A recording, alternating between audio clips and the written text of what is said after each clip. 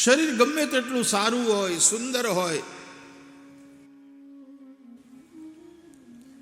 સુંદર વસ્ત્ર અલંકારથી અને શણગાર્યું હોય, પણ અંદર પેલો ચૈતન્ય આત્મા જ ન હોય તો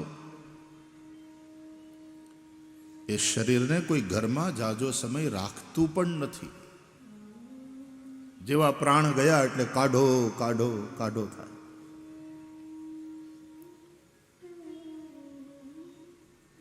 આપણે ત્યાં ગુજરાતમાં શબ્દ પ્રયોગ છે, કાઢી ગયા. પછી એને કાઢવાની વાત હોય. ગમે એટલા વાલા હોય એને કોઈ ઘરમાં રાખી ન મૂકે. અને જો રાખી મૂકે તો શરીરમાં જે વિકૃતિ આવે, શરીર ફૂલવા માંડે, શરીરમાંથી દુર્ગંધ આવવા માંડે. એવી ભયંકર દુર્ગંધ હોય, માથું ફાડી નાખે એવી, સહન ન થાય. છતાંય રાખી મૂકો તો એમાંથી અનેક રોગાણુ, રોગના કીટાણુ પેદા થાય. ઘરના બધા માંદા પડે, મરે પણ ખરા. આ ભૂકંપ આવે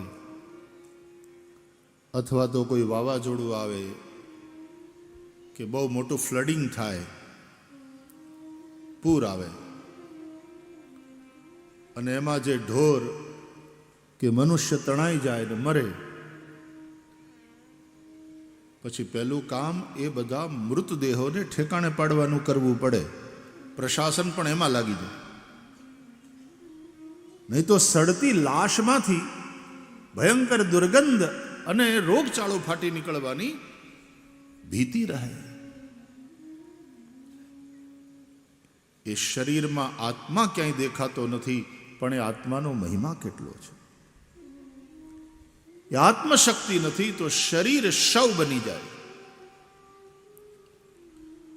અલ્યા વાયરમાં વીજળી નથી દેખાતી હોવા છતાં તો શરીરમાં આત્મા એ કેવી રીતે દેખાવાનો? એ છે એટલે તો બોલાય છે, એટલે તો ખવાય છે, એટલે તો ચલાય છે.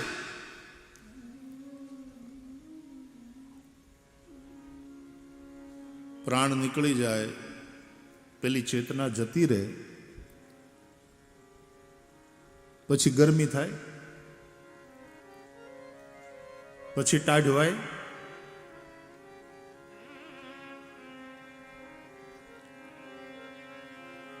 હવે માગશર પોષમાં ઠંડી પડશે અને એમાં કચ્છમાં અને કચ્છના તો અમુક પ્રાંતમાં એટલી બધી ઠંડી, નળિયાની ઠંડી વખણાય.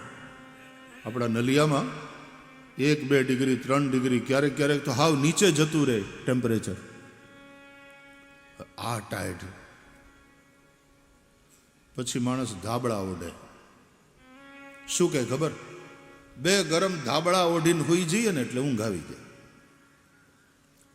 ગરમ ધાબળો, ધાબળો ગરમ છે, એને કારણે શરીરમાં ગરમી આવે છે. ધાબળો ગરમ હોય તો તમે અડોઈ ભેગા દાજી જવા જોઈએ. એને ઓઢીને હુવાની વાત તો ક્યાં આવે? તપેલી ચૂલે ચડેલી હોય, એકદમ ગરમ હોય, અને પછી એને અડી જુઓ. ગરમ તપેલી છે તો અડાતું નથી, એને સ્પર્શી ન શકાય, દાજી જવાય. ધાબળો ગરમ છે, ઓઢાય, દાજી ન જવાય. ગરમી ધાબળામાં છે એટલે ગરમ ધાબળો ઊનનો.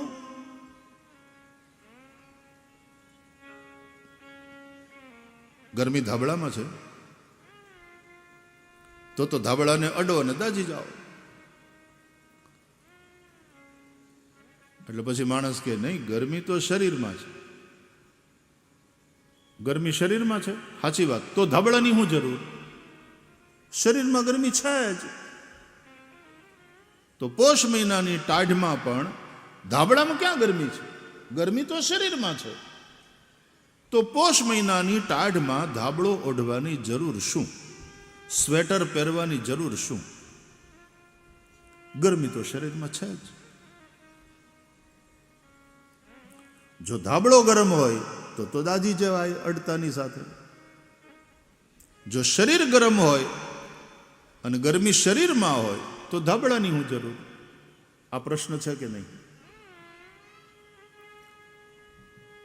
થોડીક બુદ્ધિ ચલાવજો. વેદો અને શાસ્ત્રોની વાતોને, શ્રુતિની વાતોને યુક્તિથી સમજાવવાનો પ્રયાસ ઋષિઓએ કર્યો છે. એટલે શ્રુતિ, યુક્તિ અને પછી સમજાઈ જાય યુક્તિ દ્વારા, તો પછી અનુભૂતિની યાત્રા કરે માણસ. મતિમાં કાંઈ જિજ્ઞાસા જાગે, મતિમાં, બુદ્ધિમાં, અથાતો બ્રહ્મ જિજ્ઞાસા.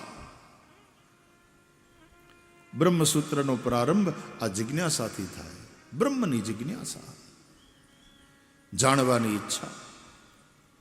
એ મતિમાં જ્યારે જિજ્ઞાસા જાગૃત થાય, જિજ્ઞાસા એટલે બુદ્ધિની જાણવાની ભૂખ.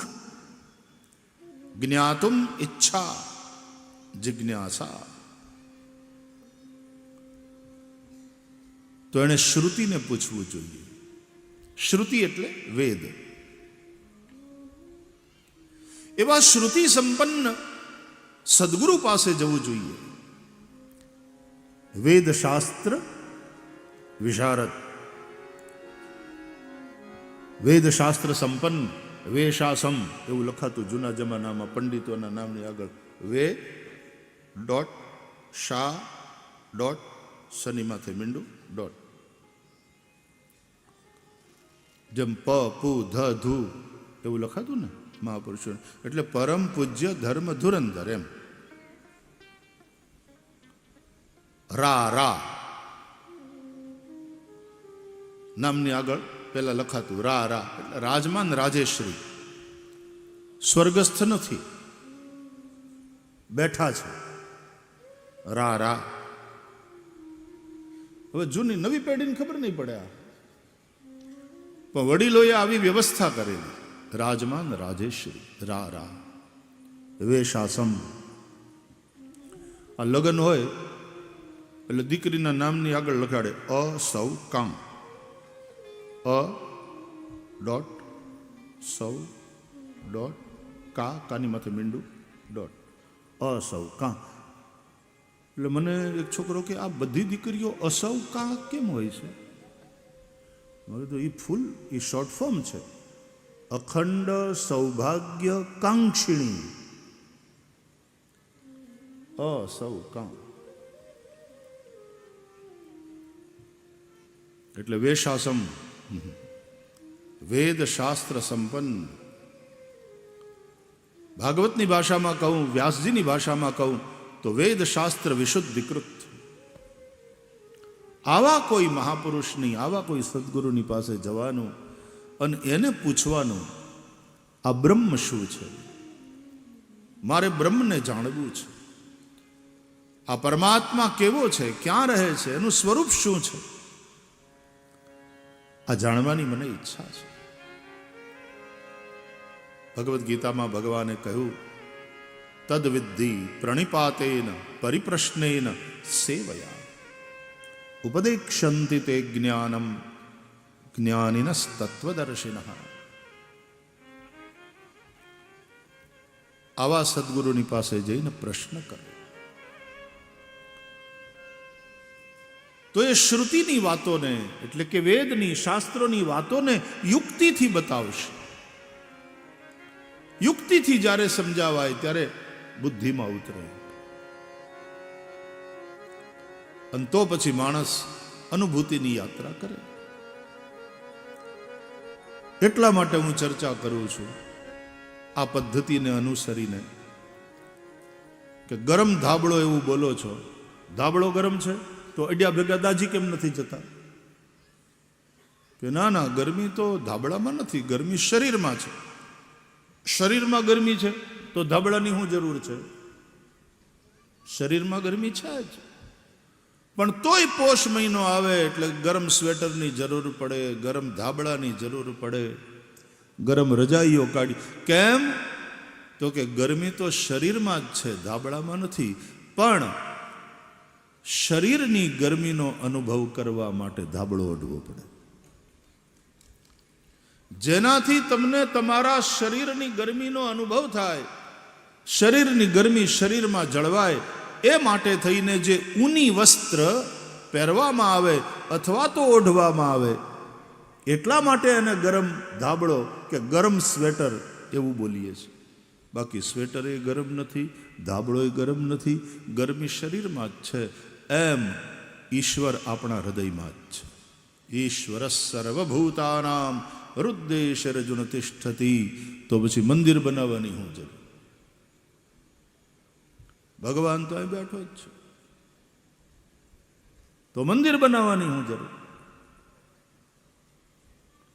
એટલા માટે કે ધાબળો ઓઢવાથી જેમ શરીરની ગરમીનો અનુભવ આપણને થાય, ઉષ્માનો અનુભવ થાય, એમ મંદિરમાં જઈએ, દર્શન કરીએ, ઝાલર ટાણે ત્યાં ઉપસ્થિત થઈ જઈએ, આરતી થાય અને આપણે સ્તુતિ કરીએ, તો આપણી અંદર બેઠેલા ભગવાનના દર્શન, આપણી અંદર બેઠેલા ભગવાનની અનુભૂતિ આપણને થાય. એટલા માટે મંદિરોની જરૂર, એટલા માટે સત્સંગની જરૂર, એટલા માટે સાધુ સંત સદગુરુની જરૂર.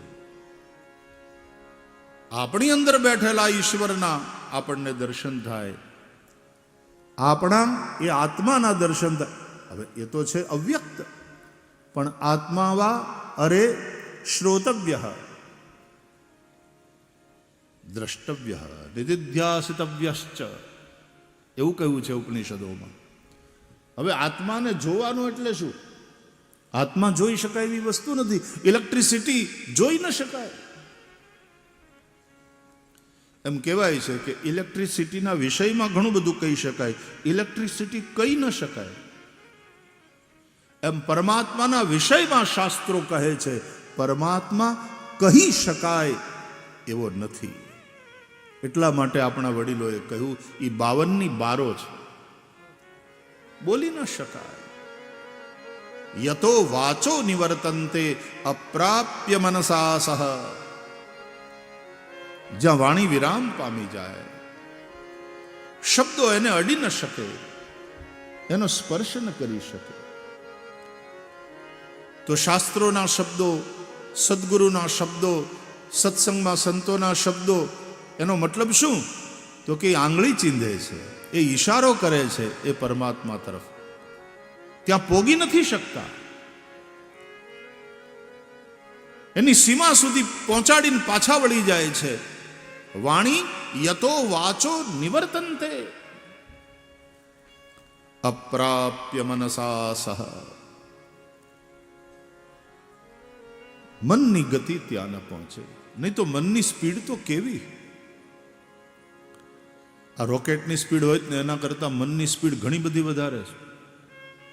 પ્રકાશની જે સ્પીડ છે અત્યારે વિજ્ઞાને માપી કે પ્રકાશનું કિરણ 1 સેકન્ડમાં 1,86,000 માઇલની ગતિથી આગળ વધે. એના કરતાં પણ વધારે સ્પીડવાળું મન અહીંયા બેઠા બેઠા અમેરિકા પહોંચી જાય, આમ અડધી ક્ષણમાં અહીંયા બેઠા બેઠા અમેરિકા પહોંચી જાય. શું એની સ્પીડ છે! પણ આટલી સ્પીડે પણ ગતિ કરનારું મન ભગવાન સુધી પહોંચી શકતું નથી. અપ્રાપ્ય મનસા સહ. એ પરમાત્માને પામવા માટે મન ઓછું પડે, નાનું પડે, અને બુદ્ધિ ટૂંકી પડે. માપી ન શકાય બુદ્ધિની ફૂટપટ્ટીથી.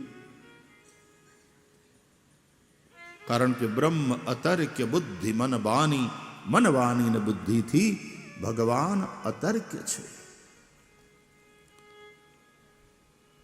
આવા એ પરમાત્મા. આ પંખો ચાલે છે તો ખબર પડે છે કે ઇલેક્ટ્રિસિટી છે. આ લાઇટ પ્રકાશ ફેંકે છે તો સમજાય છે કે વીજળી છે. મૂવમેન્ટ છે પંખામાં, પ્રકાશ છે આ લાઇટમાં, સાઉન્ડ છે આ સાઉન્ડ સિસ્ટમમાં, માઇકમાં, એનાથી અનુભવાય છે. બસ એ જ પ્રકારે અવ્યક્ત આત્મા છે એમ ખબર પડે છે. કેમ? બોલે છે, સાંભળે છે, ખાય છે, ચાલે છે, જુએ છે. એટલે કહે છે ઉપનિષદો કે ચક્ષુ જુએ છે, लेकिन चक्षु का चक्षु कौन है? कान से सुना जाता है, लेकिन कान के कान कौन है? किसकी शक्ति से ये कान सुनते हैं, ये नेत्र देखते हैं? वाणी बोलती है, लेकिन वाणी को प्रेरित करने वाली शक्ति कौन है? परा पश्यंती मध्यमा અને વૈખરી બનીને વાણી મુખમાંથી પ્રગટ થાય, શબ્દ બનીને એને પ્રેરે છે કોણ? કોને લઈને બોલાય છે? શ્રીમદ ભાગવતમાં શ્રી ધ્રુવજી મહારાજ ભગવાનની સ્તુતિ કરે છે. યોંતઃ પ્રવિશ્ય મમ વાચમિમાં પ્રસુપ્તાં સંજીવયત્યખિલ શક્તિધરઃ સ્વધામ્ના अन्यांश्च हस्तचरणश्रवणत्वगादीन् प्राणान् नमो भगवते पुरुषाय तुभ्यम्. हे परमात्मा, आप ही मेरे भीतर प्रवेश करके मेरी इस वाणी को जागृत करते हो. नेत्र आदि मेरी इंद्रियां आप ही के चलते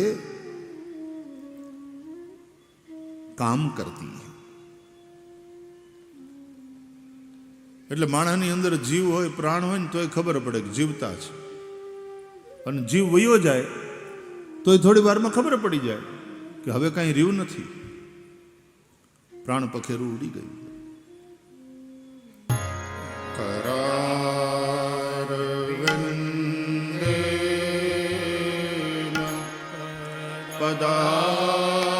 पदारविन्दं मुखारविन्दे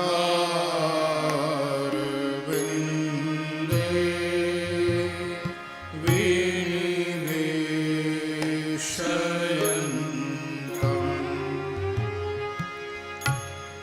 वटस्य पत्रस्य पुटे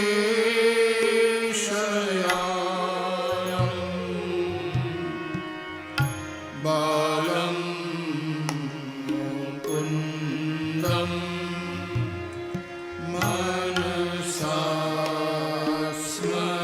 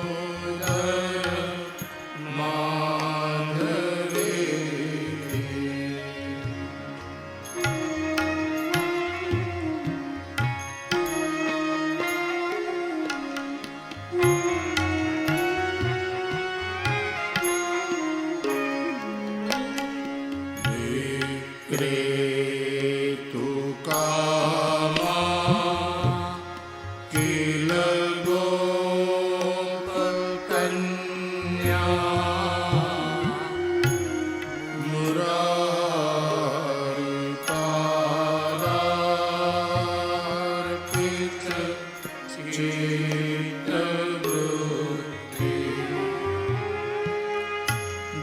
नैवेद्यादिकं हवशादगोचर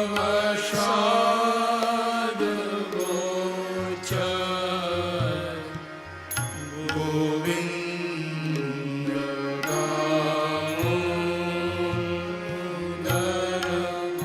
माधवेति।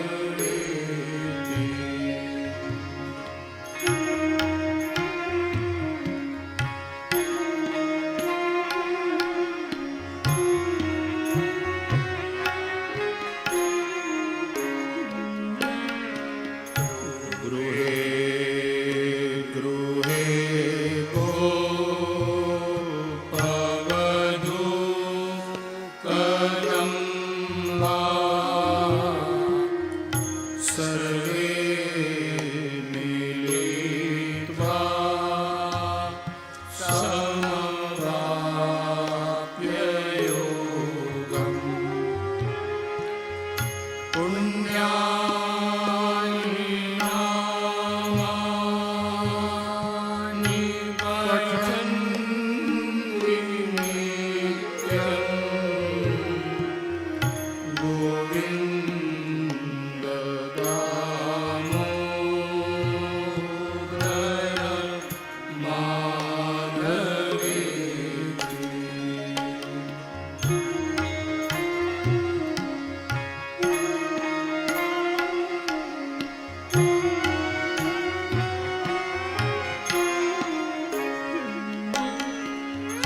सुखं शयाना निरये निजेऽपि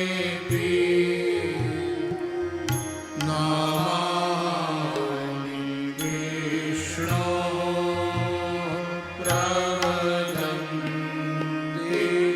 मर्त्याः ते निश्चितं तन्मयता व्रजन्ति गोविन्द दामोदर माधवेति।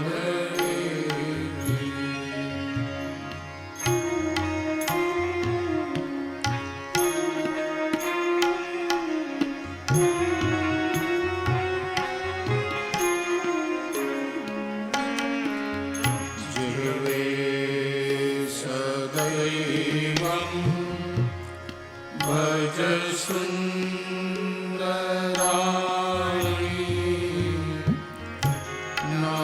नामानि कृष्णस्य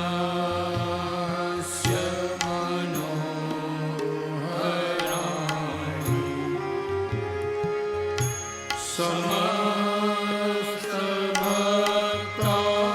समस्तभक्तार्ति विनाशनानि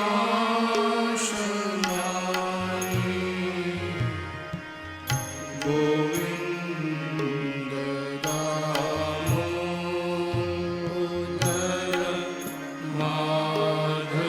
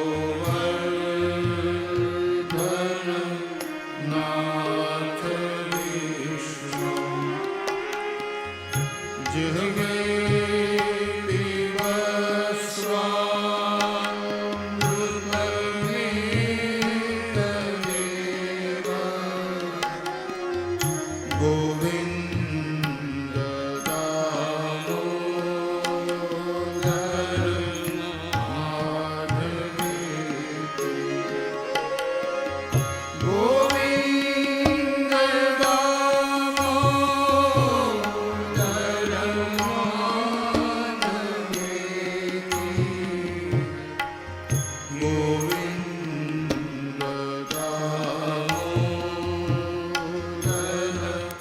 માધવેતિ ગોવિંદ દામોદર માધવેતિ ગોવિંદ